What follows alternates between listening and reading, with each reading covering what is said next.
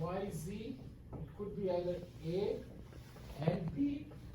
And then you have X, Y, Z, could be B and C.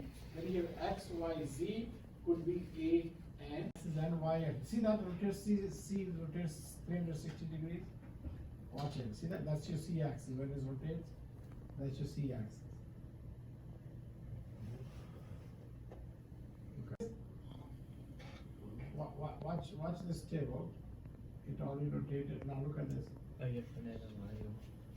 at this. How table? This is rotating around the Z axis. That's your C axis, right, guys? This great thing. Look at the blue thing. How it's oscillating this way and this way. 5-axis part, you bring the attachment, you put it on, you align it, you set it up, you run it, and when you donate it, you take. Look at your B and C, everything is on the spindle. This machine is pretty common for furniture. When we make furniture, it's called router.